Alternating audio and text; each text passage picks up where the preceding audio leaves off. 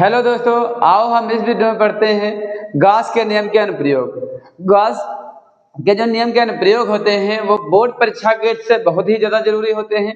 ये हमारे बोर्ड परीक्षा में हमारे एग्जाम में 5 नंबर क्वेश्चन पूछे जाते हैं। तो सर जो हम गॉस के प्रमेय का जो पहला अनुप्रयोग है वो क्या है, एक अनंत लंबाई का, देखो एक अनंत लंबाई का एक समान आवेशित सीधे तार के कारण उत्पन्न विद्युत क्षेत्र की तीव्रता। हम जानते हैं इससे पहले वाले वीडियो में हम गॉस के प्रमेय पढ़ चुके हैं। गॉस की प्रमेय किसी भी बंद प्रश्न में उत्पन्न विद्युत क्षेत्र की तीव्रता निकालने का नियम होता है। तो हम इसके का मतलब उसी का प्रयोग करके एक अनंत लंबाई के एक समान आवेशित तार के कारण, समान आवेशित सीधे तार के कारण उत्पन्न विद्युत क्षेत्र की तीव्रता निकालना चाहते हैं। तो सबसे पहले यहाँ पर क्या होना चाहिए, एक अनंत लंबाई का एक समान आवेशित सीधा तार होना चाहिए। तो हम मान लें कि ये एक हमारा अनंत लंबाई का एक सीधा तार था। मान लीजिए जो तार है ये अनंत लंबाई का है। हमें तार क्यों लिया, क्योंकि वो कह रहा है अनंत लंबाई का एक समान आवेशित तार होना चाहिए, एक समान आवेशित सीधा तार।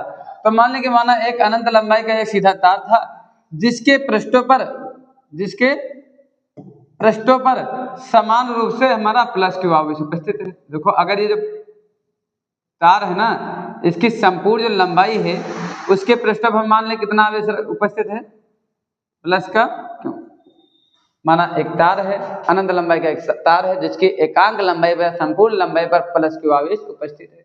अब हम जानते हैं कि अगर कोई प्लस क्यू आवेश होगा तो उनमें विद्युत क्षेत्र की तीव्रता दिशा कहाँ रहती है, बाहर की ओर। तो प्लस मतलब पूरे तार पे है ना, तो हम मान लेंगे तार से, देखो उसके कारण उत्पन्न विद्युत क्षेत्र की तीव्रता निकालनी थी। तो हम मान लेंगे कि माना तार से आर मीटर की दूरी पर एक बिंदु हमारा पी है, आर मीटर की दूरी पर एक बिंदु पी है जिस पर हमें विद्युत क्षेत्र की तीव्रता ज्ञात करनी है। तो जितने दूरी पर इधर विद्युत क्षेत्र की तीव्रता होगी उतने नहीं इधर भी होगी। मतलब अगर आर मीटर की दूरी पर इधर भी विद्युत क्षेत्र की तीव्रता देखें तो जितने इधर होगी उतने ही इधर होगी। तो हम माने ये बिंदु क्या है, बिंदु पी डैश है। इतनी बात में कोई दिक्कत तो नहीं। अब यहाँ हम विद्युत क्षेत्र की तीव्रता निकालना चाहते हैं तो हमको पता है गॉस के नियम का प्रयोग करना है। तो ये भी पता है कि जो गॉस का नियम होता है बंद पृष्ठ के लिए लगता है और ये पृष्ठ बंद नहीं है। तो अगर ये बंद पृष्ठ, देखो आप इधर वाली लाइन खींचना हो चाहे ना खींचना, केवल आप एक तरफ निकाल लो, उससे कोई दिक्कत नहीं है। अब इधर निकाल रहे हैं,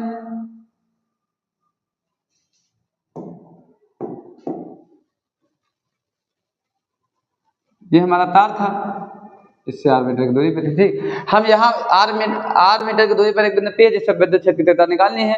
अब यहाँ गॉस के प्रमेय लगाना, तो गॉस के प्रमेय हमेशा बंद पृष्ठ के लिए लगती है लेकिन पृष्ठ बंद नहीं है। तो अगर किसी तार को किसी बंद पृष्ठ में रखना है तो एक बेलन के अंदर रख देंगे तो पूर्णतः वो क्या हो जाएगा, एकदम ढक जाएगा, एकदम बंद हो जाएगा। तो इसके लिए हम एक बेलन की कल्पना कर लेते हैं, इसके लिए हम एक बेलन की कल्पना कर लेते हैं।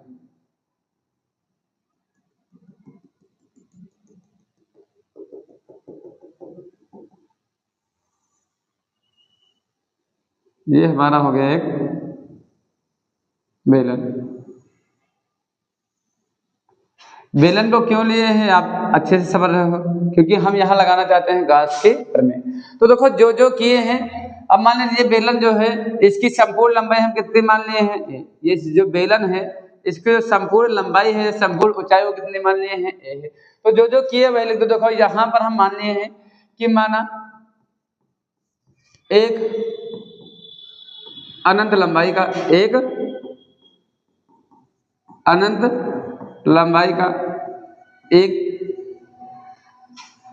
समान आवेशित, देखो अनंत लंबाई का एक समान आवेशित सीधा तार है जिसके पृष्ठों पर समान रूप से प्लस क्यू आवेश उपस्थित है। आप प्लस क्यू भी आवेश मान सकते हैं, माइनस क्यू भी मान सकते हैं। अब जगह जगह प्लस माइनस अलग अलग क्यों नहीं माने, क्योंकि देखो यहाँ पर क्या करा, आवेश की मात्रा क्या होनी चाहिए, एक समान। तो हम मान लें जिसके पृष्ठों पर या जिसके एकांक लंबाई पर, जिसके एकांक लंबाई पर समान रूप से प्लस क्यू आवेश उपस्थित है, प्लस क्यू आवेश उपस्थित है तथा इसका रेखीय आवेश घनत्व, इसका रेखीय आवेश जो हमारा घनत्व है वो हम कितना मान लिए हैं, लैम्डा है। क्योंकि हमको एक बात पता है कि जब कभी आवेश उसके किसी भी पृष्ठ के या किसी भी तार के संपूर्ण लंबाई पर जो आवेश उपस्थित होते हैं तो उस आवेश की मात्रा को हम क्या कहते हैं, पृष्ठीय रेखीय आवेश घनत्व। तो हम यहाँ माने रेखीय आवेश घनत्व कितना है, लैम्डा है। अब हम माने ये भी मानेंगे प्लस क्यों आवेश, प्लस क्यों आवेश r मीटर की दूरी पर, r मीटर की दूरी पर एक बिंदु P है जिस पर विद्युत क्षेत्र की तीव्रता ज्ञात करनी है, जिस पर विद्युत क्षेत्र के तीव्रता ज्ञात करनी है। हम यहाँ विद्युत क्षेत्र की तीव्रता है तो ज्ञात करने आए थे ना, विद्युत क्षेत्र की तीव्रता ज्ञात करनी थी। अब विद्युत क्षेत्र की तीव्रता ज्ञात करनी थी, इसके लिए हम क्या बना थे, एक बेलनाकार पृष्ठ, इसके लिए एक बेलनाकार पृष्ठ की कल्पना कर लेते हैं, पृष्ठ की कल्पना कर लेते हैं। बेलनाकार पृष्ठ क्यों माने, क्योंकि यहाँ घास का नियम लगाना, कल्पना कर लेते हैं। अब हम यहाँ जानते हैं, इतनी बात तो आप सभी अच्छे समझ गए। थ्योरी किससे लिखे, इससे लिखे हैं, फिगर से पूरा थ्योरी लिखा गया है। तो अब यहाँ हम विद्युत क्षेत्र की तीव्रता निकालना चाहते हैं तो पहले हम गाउस के प्रमेय लगाएंगे। तो हम गाउस के प्रमेय से किसी भी पृष्ठ का विद्युत फ्लक्स ज्ञात कर सकते हैं। तो अब यहाँ देखो डेरिवेशन कर रहे हैं, अतः गाउस की प्रमेय से, गाउस की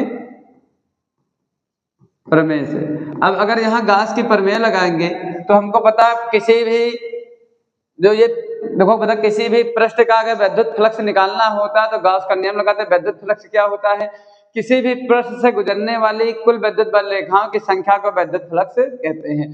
जैसे अगर हम इस बेलन का विद्युत फ्लक्स निकालना चाहते हैं तो इस बेलन से कितनी विद्युत बल रेखाएं जाती हैं, तो हमको पता है आवेश प्लस इसके लिए विद्युत बल रेखाओं दिशा बाहर की ओर होगी तो इसका विद्युत फ्लक्स बहुत कुछ होगा।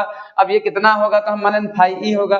तो हम पूरे का ना निकाल के हम माने इस जो बेलन इसका क्षेत्रफल कितना था, ए था, तो हम पूरे खंड का ना निकाल के छोटे खंड से गुजरने वाला विद्युत फ्लक्स निकाल लें। क्योंकि छोटे का अलग होगा, पूरे का अलग होगा, क्योंकि इससे विद्युत बल रेखा जाती है ना। तो ये जो क्षेत्रफल हो गया तो हम इस क्षेत्रफल को हम क्या मान लिए, दिए। तो अतः दिए क्षेत्रफल से, दिए क्षेत्रफल से गुजरने वाला विद्युत फ्लक्स, विद्युत फ्लक्स। अब हम दिए देखो, अब कभी विद्युत फ्लक्स निकालना है तो उसके लिए फार्मूला क्या होता है, फाई ई, ये फाई है, फाई ई बराबर क्या होता है, ई ए cos थीटा। फाई ई बराबर क्या होता है, ई ए cos थीटा। फाई ई क्या है, विद्युत फ्लक्स है, ई क्या है, विद्युत क्षेत्र की तीव्रता है। अब अगर प्लस के कारण विद्युत क्षेत्र की जो तीव्रता होगी उसकी दिशा कहाँ रहेगी, बाहर की ओर रहेगी। ए क्या है, क्षेत्रफल, जिस पृष्ठ का हम विद्युत फ्लक्स निकाल रहे हैं उसका क्षेत्रफल। तो हम यहाँ कितने क्षेत्रफल का निकाल रहे हैं, देखो अब ये संपूर्ण कुल तो होगा ना, क्योंकि कुल विद्युत फ्लक्स कितना होता है, फाई, लेकिन यहाँ छोटे भाग का निकाले तो क्या हो जाएगा, डी फाई। डी का मतलब होता है सूक्ष्म, तो डी फाई ई बराबर क्या हो जाएगा हमारा, ई क्या है, विद्युत क्षेत्र की तीव्रता, ए क्या होता है, क्षेत्रफल। तो यहाँ क्षेत्रफल कितना है, डी इंटू कितना हो जाएगा, cos थीटा, cos थीटा। इतनी बात में तो आप किसी को कोई दिक्कत तो है नहीं, इतना निकल गया। लेकिन हमें कुल विद्युत फ्लक्स निकालना है, अतः कुल विद्युत फ्लक्स, कुल विद्युत फ्लक्स। तो अगर हम कुल विद्युत फ्लक्स निकालें तो हम एक बात ये भी जानते हैं कि जैसे समाकलन में पढ़ाया जाता है कि जैसे कि इस प्रकार समाकलन dx है तो इसका कितना हो जाता है, x हो जाता है। अगर dt है तो क्या हो जाता है, समाकलन इसका कितना हो जाता है, t। dt है तो क्या हो जाएगा, t। तो उसी प्रकार अगर हम यहाँ फाई ई निकालना चाहते हैं, कुल विद्युत फ्लक्स कितना हो जाएगा, फाई ई, तो हमारा क्या हो जाएगा, डी फाई ई का समाकलन, डी फाई ई का अगर हम समाकलन कर देंगे तो कितना आ जाएगा फाई डी के बाद जो रहता है वही तो हो जाता है। तो अगर हम यहाँ से फाई ई निकालना चाहते हैं, फाई ई, फाई ई बराबर हमारा d phi E, d phi का मान हमारा कितना आ गया था, E D A cos theta, E D A cos theta. अब यहाँ देखिए थीटा का मान कितना है, 0, चूंकि क्या होता है थीटा विद्युत क्षेत्र की तीव्रता तथा जिस पृष्ठ का हम विद्युत फ्लक्स निकाले उनके बीच का कोण होता है। तो विद्युत क्षेत्र की तीव्रता भी उधर है, पृष्ठ भी उधर है, इसलिए थीटा कितना हो जाएगा, 0। तो अगर हम यहाँ से देखें फाई ई, अब हम देखो डी के साथ में जो रहता है उसको अंदर, बाकी सबको बाहर, तो ई को हम कर दिए बाहर, अंदर कितना बचेगा, डी ए, क्योंकि काश 0 की वैल्यू कितनी हो जाती है, 1, काश 0 की वैल्यू 1 हो जाती है। अब यहाँ हम गास की देखो, यहाँ कहीं विद्युत फ्लक्स फाई ई दिया है, तो ये दिया नहीं, क्योंकि यहाँ पर क्या दिया है, आवेश तो दिया है ना। तो अतः हम विद्युत क्षेत्र की तीव्रता निकालना चाहते हैं, तो फाई ई बराबर हम क्या ले सकते हैं, q by epsilon naught. Phi बराबर क्यू बाई एप्सिलॉन नॉट कहाँ से आया, गास की प्रमेय से, क्योंकि गास की प्रमेय क्या होती है कि फाई ई बराबर क्या होता है, क्यू बाई एप्सिलॉन नॉट तो होता है। ये चीजें आप उधर लिख सकते हो बगल में। तो यहाँ से इतना हो जाएगा ई, हम जानते हैं अगर डी ए है तो क्या हो जाएगा, ए डी टी है तो टी हो जाएगा, जैसे डी फाई होता है फाई ई हो गया था, तो वैसे क्या हो जाएगा, ए क्या हुआ, क्षेत्रफल, ए हुआ क्षेत्रफल। अब हम इस बेलन का क्षेत्रफल निकालना चाहते हैं, और हम जानते हैं बेलन का क्षेत्रफल कितना होता है, 2 पाई आर एच, 2 पाई आर एच। तो अगर इस बेलन का निकालना चाहते हैं, 2 पाई आर क्या होती है, त्रिज्या, त्रिज्या मान लें आर, एच क्या होती है उसकी ऊंचाई, इसकी टोटल ऊंचाई हम कितनी माने हैं, एल, तो यहाँ कितना हो जाएगा, 2 पाई आर एल। तो हम यहाँ क्यू बटे एप्सिलॉन नॉट, क्यू बटे एप्सिलॉन नॉट ई, ए की जगह हम कितना लिख सकते हैं, 2 पाई आर एल, 2 पाई आर एल। इतनी बात तो आप सभी लोग अच्छे से समझ गए होंगे। आप पहले इसका स्क्रीनशॉट लो, क्योंकि यहाँ पर होने आएगा तो अगले पेज पे हम कराएंगे, फिर इसके बाद एक बार कराने के बाद हम फिर से समझा। देखो इतना हो गया, इतना ध्यान रखना। अब हमारा कितना आ गया था, क्यों बटे epsilon not E 2 pi R L, 2 pi R L. हमें विद्युत क्षेत्र की तीव्रता निकालनी थी, अर्थात ई बराबर प्राप्त करना था। तो हमें जब ई बराबर प्राप्त करना था, तो जो चीज गुणे में दूसरे कहाँ चला जाएगा, बटे में। तो इसे इस प्रकार लिख सकते हैं, एप्सिलॉन नॉट इसके गुणे में हमारा कितना चला जाएगा, 2 पाई R L, 2 pi R L.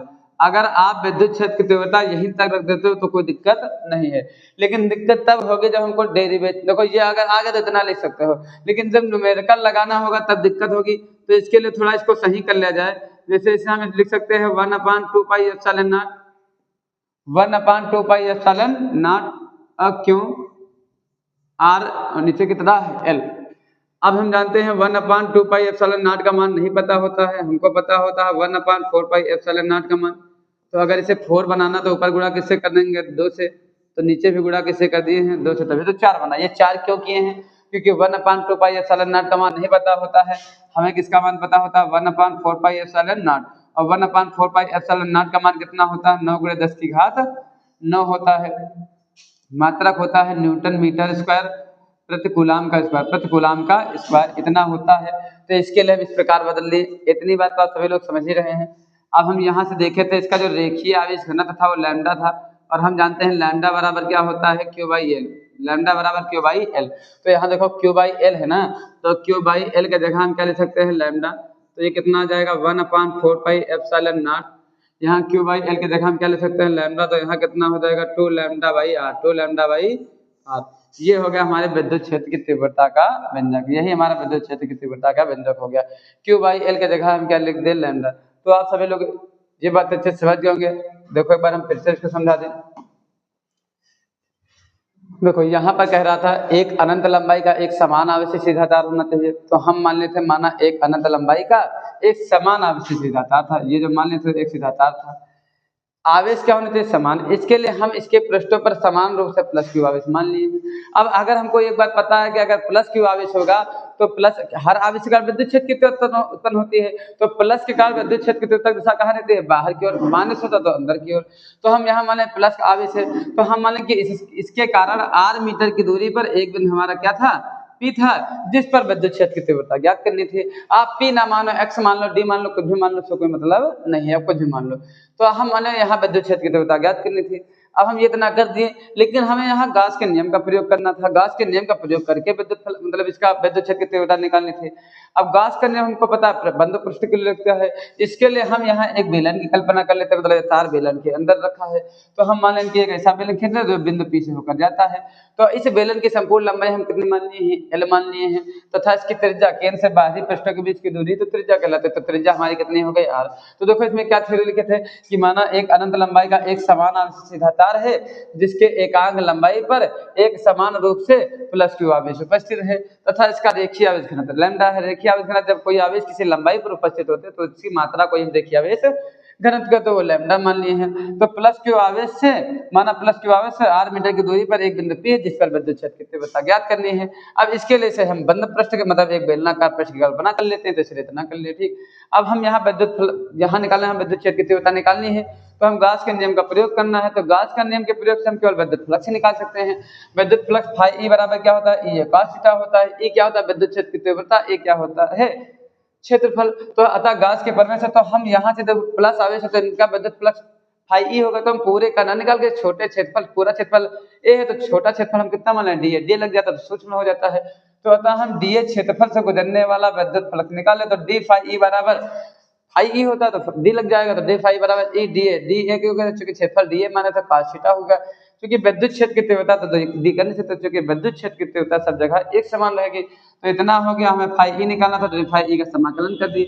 E D A cos theta, theta कितना था 0, डी के साथ में जो रहता है उसको अंदर बाकी सबको बाहर, तो ई को कर दे बाहर, अंदर बचा डी ए। हम जानते हैं डी ए होता है, जैसे हम एक बार बता चुके हैं कि अगर समाकलन में डी टी होगा तो हमारा कितना हो जाएगा, टी होगा, डी के होगा तो क्या होगा, डी के बाद जो होता है। तो यहाँ पर ये डी है तो क्या हो गया, ए क्या हुआ, क्षेत्रफल। हमको पता है बेलन का क्षेत्रफल कितना होता है 2 पाई आर एच। एच क्या होती है, तार की लंबाई होती है, बेलन की लंबाई होती है। इस बेलन की लंबाई हम कितने मान लेते हैं, एल मान लेते हैं, इसलिए 2 पाई आर एल हो गया। इतना आ गया था, हमें विद्युत क्षेत्र की तीव्रता ई बराबर निकालना था। तो हम अगले पेज में कर दे, देखो ई निकालना था, दो चेक गुणे में कहाँ चला जाएगा, बटे में। अब हम इस प्रकार भी लिख सकते हैं, तने हो जाएगा, लेकिन जब न्यूमेरिकल लगाएंगे तब दिक्कत होगी। इसके लिए इसको थोड़ा शुद्ध रूप में लिख देते, इस प्रकार लिख देते हैं। इस प्रकार 2 pi epsilon not Q R by L था, इसे 4 पाई की बजाय चूंकि हमका इतना मान होता, तो ये हमारा विद्युत क्षेत्र की तीव्रता का व्यंजक होता है। किसी अनंत लंबाई किसी तार का उत्पन्न विद्युत क्षेत्र की तीव्रता का व्यंजक है। तो हम इसके नेक्स्ट वीडियो में इसके जो और अनुप्रयोग बचे हैं जो बोर्ड परीक्षा के दृष्टि से बहुत ही ज्यादा जरूरी रहते हैं, तो उनके बारे में पढ़ाएंगे।